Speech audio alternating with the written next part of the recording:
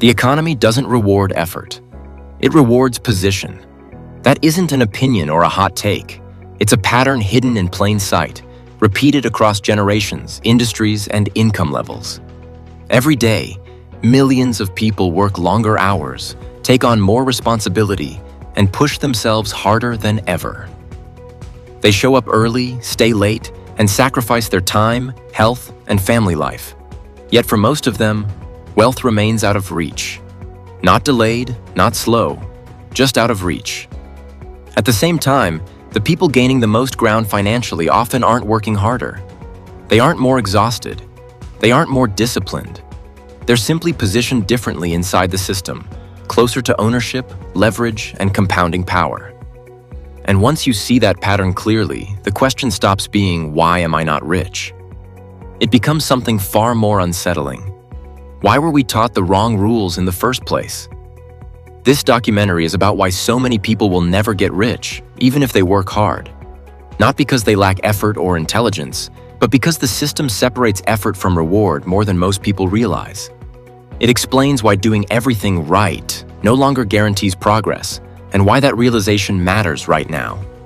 Because this isn't about luxury or status. It's about freedom, about security, about control over your future. If effort alone doesn't move the needle anymore, then understanding what actually does becomes essential. At the heart of this story is a belief that feels deeply moral, that money flows to those who try harder, that success is earned through discipline and sacrifice, that the economy is a fair exchange between contribution and reward. This belief isn't foolish, it's comforting. And for a long time, it felt close enough to true.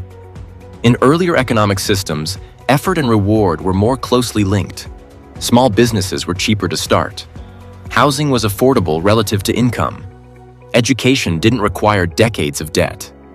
Wages rose alongside productivity. You could work hard, save consistently, and slowly improve your position. That environment shaped the advice passed down through families. Get a stable job. Be loyal, take overtime, climb steadily. It wasn't manipulation. It was guidance built for a system that rewarded patience. But over time, the system changed. Quietly, gradually, technology scaled businesses faster than labor could scale. Capital became more mobile than people. Global competition expanded while wages stayed local. Ownership gained power while participation lost leverage. Here's the mechanism most people were never clearly shown. There are two ways money grows. One is through labor, where you trade time for income. The other is through assets, where money itself produces more money. Labor grows in straight lines. Assets grow in curves. Compounding is the technical word for that curve, but the idea is simple. Growth builds on itself. 10% on something bigger creates more than 10% on something small. Over time, the difference between linear growth and exponential growth becomes massive. Most people are locked into the linear side. Their income depends on hours, effort, and availability. Meanwhile, wealth accumulates primarily through assets that compound automatically. That gap didn't matter as much when costs were low and wages kept up. But it matters a lot now. As housing, healthcare, education, and ownership assets rose faster than income, effort lost its leverage. People worked more hours for a smaller share of the system. They weren't falling behind because they stopped trying. They were falling behind because the rules shifted. Consider someone working 60 hours a week, skilled, reliable, always available. Raises come slowly, if at all. Meanwhile, the price of homes, investments, and ownership climbs faster than their income. Their effort keeps them afloat, but it doesn't move them forward. That isn't failure. It's structure. Or consider a dual-income household doing everything right. Good jobs, careful budgeting, delayed gratification. They save consistently. Yet homeownership drifts further away. Retirement feels fragile. One unexpected expense creates stress. They aren't irresponsible. They're trapped in a system where income can't outrun asset inflation. Here's the uncomfortable truth. Hard work is abundant. Ownership is scarce. The system rewards scarcity, not effort. It rewards control over assets, platforms, and capital flows. Effort keeps the system running, but ownership determines who benefits from it. This explains why some people grow wealth while barely increasing their workload, while others exhaust themselves without building lasting security. It isn't about motivation, it's about position. The hidden lie isn't that hard work has no value. Hard work keeps businesses alive and economies functioning, but it doesn't automatically create wealth. It creates income. And income alone is increasingly fragile. Why does this story persist? Because it benefits the system.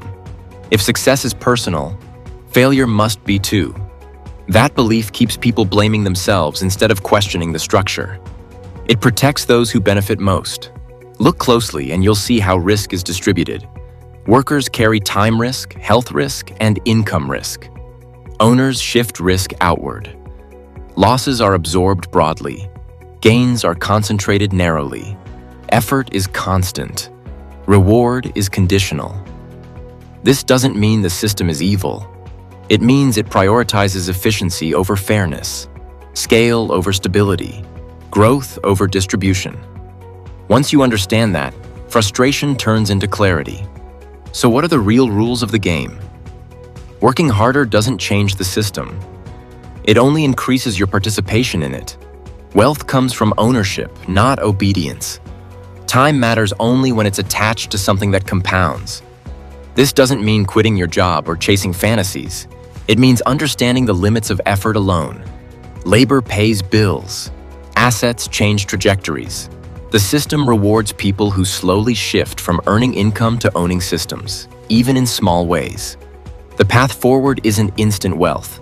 It's positioning, using income to buy flexibility and optionality, building skills that increase leverage, not just hours, gradually gaining exposure to assets that grow faster than inflation.